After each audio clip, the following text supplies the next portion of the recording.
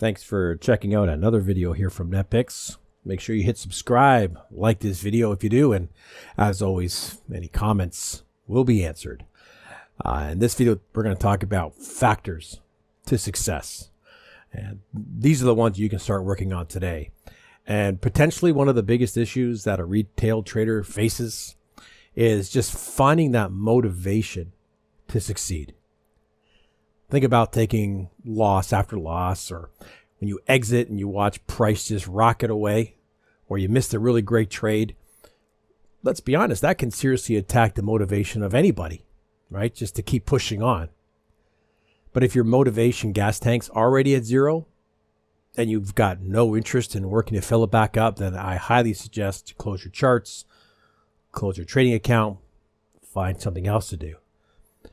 But if you're still listening, we're going to talk about 5 things that you can focus on that will give you a leg up, not just in trading, but really in anything that you tackle in life. And to do that, we're going to talk about sports teams. We're going to talk about athletes, because a lot of the similarities that they face with mindset, especially between us and them, there's a lot of common ground. So after all, the lessons that you learn in trading, and if you've been trading for any length of time, you know this to be true. It actually carries over into how you live your own life. So this is not going to be about learning a trading system or an indicator. Okay, and I'm also not talking about the motivation to learn and try to do the right things. Okay, I'm going to talk about the sheer determination it takes to be successful. I'm going to talk about the drive that literally can take you to that next level, beyond your emotional comfort zone where a lot of people live in, and into areas that you probably don't even know exist. And truthfully, there are some people out there that find this fight inside them. Naturally, it's already there. But for others, it takes a little bit of effort to pull that out. So I want to think about prop shop traders. And yeah, they have their drawbacks. They have that sink or swim method of auditioning new traders for the big stage.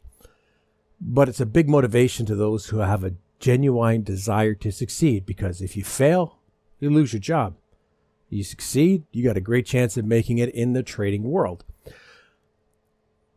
But like hockey players, retail traders, they don't always have this motivator. Think about a hockey player that's playing the top level, or even some of the lower leagues. They're very, very talented. Now, they'd probably like to be hugely successful, win titles. But if they're not, they're still going to be paid pretty decent. They're still going to be within that shot of achieving greatness one day, right? Finding that success. Just one phone call, it brings them up to the majors, right? The big league, the NHL. But they're still going to be comfortable regardless. And so you see so many players like this who they have the talent, the ability to be hugely successful, but they just don't get there. So what makes a difference with the ones who do succeed, if there's no fear factor driving them forward? What is there? What's the difference? Well, the most talented don't always win. Okay. And I don't think it's something simple and this happens overnight, right? There's a reason that you see certain hockey teams and other sports always managing to be competitive. And yes, the top teams tend to have the best players, but the additional talent that these teams have rarely accounts for that greater level of performance that they manage to maintain. Because if it was purely based on talent, would you ever see a team of superstars fall from grace? Would you ever see a relatively low team go out and upset that top team? But you do see these things. Okay, so what that means, that can happen to you as well. Success itself, it's a mind game in sports and in trading. And I think what really creates that hunger you see in some players, it comes down to a combination of psychological factors built upon skills and the results that they get. So we can call it a recipe of the factors to success that a hockey team, for example, must have, at least to some extent, in order to develop success. You see them right here.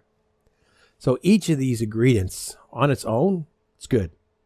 But you got to have a little bit of everything to make a really great dish. These exact same principles can work for you the retail trader, who's also maybe stuck in a comfort zone. Number one, empowerment. So you're given the appropriate tools, you're given the appropriate instructions, and you honestly believe that you can succeed with that. Second, you focus on attainable targets. Okay, athletes are told to take games one moment at a time, right? To get into a championship, one game at a time. Okay, we got to focus on the present moment. Get psyched up. Number three, technical and your mental ability are really important, but a strong emotional drive, that could be a game changer for just about anybody. Fourth is confidence and belief with results, right? Especially the positive ones. They gain belief, and then they go on multiple game-winning runs. Mental resilience. The best teams, they can keep these runs going because they built up such a level of belief and confidence that their mindset's it's resilient to setbacks. Now, without one or more of these factors, you could see a team go on a really good run. It's the exact same thing with traders and winning streaks. But it's when things don't go according to your plan that a trader or a hockey player with an incomplete mindset are going to struggle to regain composure and form. Okay, they're going to start to be inconsistent in their application. And then, obviously, in results. And really, adversity is a really great measuring stick to see if you actually walk the talk. When we think about traders, it can be pretty lonely, right? If you're a hockey player or a baseball player or whatever, and you're on a team, you have that motivation, right? The hockey player, they want to play, so they have to meet a minimum standard in order to do so. Okay, it's not quite the same as the sink or swim prop shop idea, right? But there's a motivation to perform. But not only that, as a measure of performance, they are compared with a peer group of players. So a player or a prop trader, there's a natural degree of competition within that group. But when you're a retail trader in the basement of your home, right, in some office, somewhere, a spare bedroom, and this is for pretty much the majority of you listening, well, that competition is not naturally there. So it's really essential that you find a group of individuals that are like-minded, people that are open, traders, who are willing to share and compete. That could actually be a really big spark to get you going.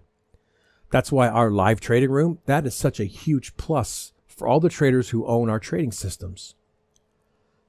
So whenever we read about the psychological aspects of trading, and the subjects are usually focused on topics with fear at their roots, right? The fear of being wrong, the fear of missing out, the fear of losing money. But drive, that's usually where most retail traders are lacking, as it rarely exists by default in the environment that they trade in.